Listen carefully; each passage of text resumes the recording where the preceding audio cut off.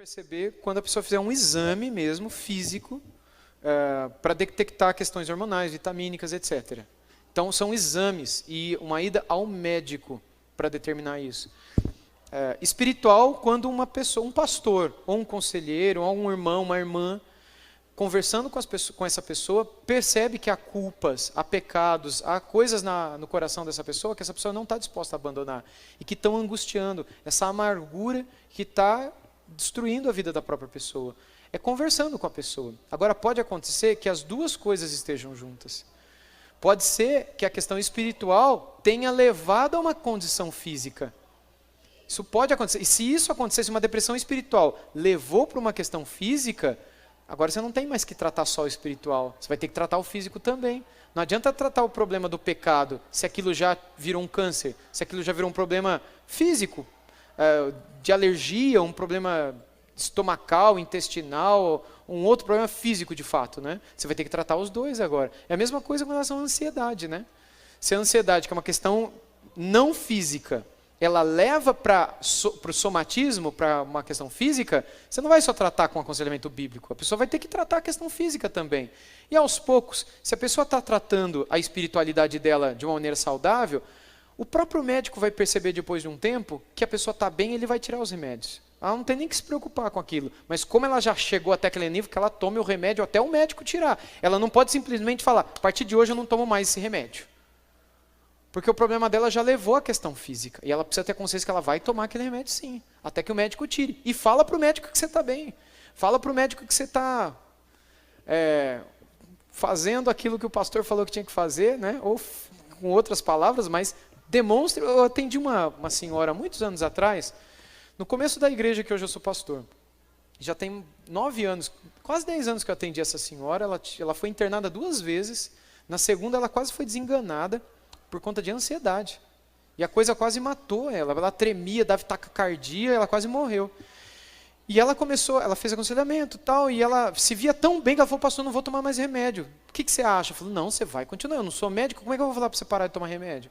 Mas se você estiver bem e estiver vencendo naqueles momentos que são mais difíceis para você, diga isso para o médico.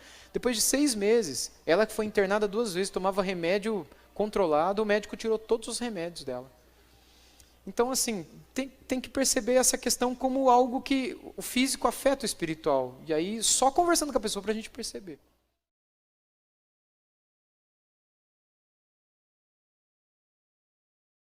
A ansiedade, ela nasce como algo saudável para todos nós. Por exemplo, se meu filho está doente, minha filha está doente, era para minha filha e minha esposa estarem aqui hoje à noite. E eles não vieram porque minha filha está doente. Quando ela começou a sentir muita dor, mas muita dor, a gente ficou desesperado. A gente ficou ansioso, porque você não sabe o que é. Essa ansiedade não é pecaminosa, pelo contrário, ela é saudável. Porque é o que nos leva a resolver a situação. O pecado seria, não, Deus está no controle. Não precisa ir no médico, não, para que hospital? Ela está chorando, está sofrendo, está quase morrendo, mas vamos compartilhar no grupo do WhatsApp de intercessão da nossa igreja. É assim? Não, a gente fica preocupado. E essa preocupação é natural. Eu perdi meu emprego, tenho que pagar a conta, tenho que comprar remédio das crianças, tenho que comprar almoço para minha família. Não. Deus vai mandar alguém que ele vai tocar no coração e vai trazer a comida. É lógico que não.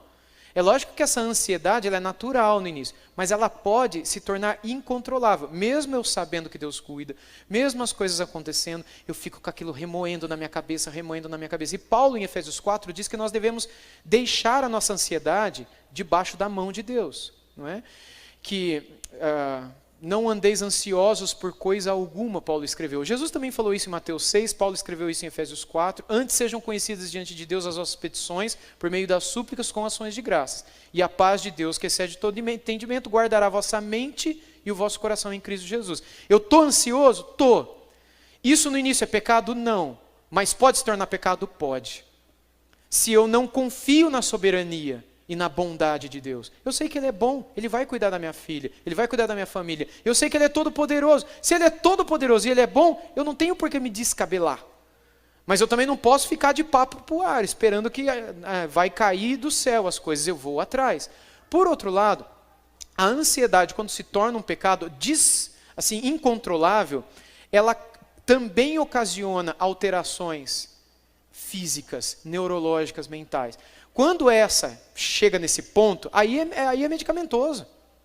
Mas aí se eu ficar tomando remédio para ansiedade, vai resolver o meu problema? Talvez disfarce o meu problema, mas não vai curar o meu problema. Porque a raiz da ansiedade, desculpe falar, mas a raiz da ansiedade é a incredulidade.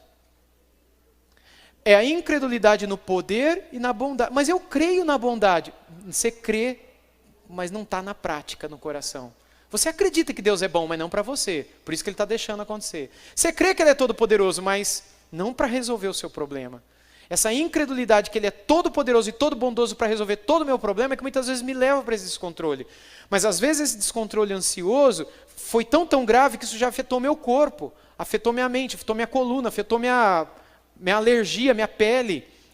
A Organização Mundial de Saúde, a OMS, num estudo que eu fiz quando eu estava escrevendo o livro de depressão, ela diz que cerca de 70% dos cânceres são causados por ansiedade.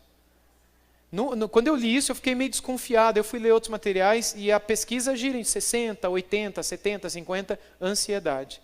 E isso vai gerando um estado que eles chamam de psicossomático, né? Que gera cânceres e que podem ser tratados e resolvidos, mas quando na verdade precisa chegar no coração e na plena confiança de que em toda situação o Senhor está cuidando de nós.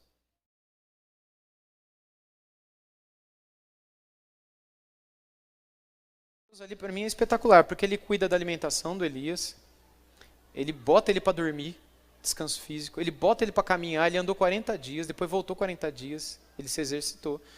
Depois Deus usa questões da natureza para instruí-lo, Ele usa sons tranquilos da natureza. E hoje a gente sabe que uma boa alimentação também ajuda na recomposição hormonal. Exercício físico também ajuda na produção de certos hormônios que quando nos faltam nos leva à depressão. Por exemplo, meia hora de corrida por dia pode produzir certos hormônios, como serotonina, a dopamina e outros hormônios que criam certa dependência saudável de coisas que trazem alegria para nós, e que você não vai precisar recompor isso por meio de medicamento.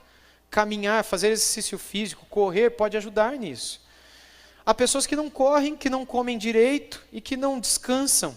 E que dependem dos remédios, muitas vezes, para trazer aquilo que as pessoas não buscam de uma maneira natural, tendo o descanso certo, se alimentando corretamente, se exercitando corretamente e buscando ter momentos tranquilos, de relaxamento, tranquilos, não é? Com a família. Essas coisas todas podem ajudar. Então, na prática, fazer aquilo que a gente vê Deus fazendo com Elias. Caminhe, coma direito, descanse, tenha prazer em certas coisas e tenha momentos de relaxar mesmo, né? Isso tudo pode ajudar também. É isso.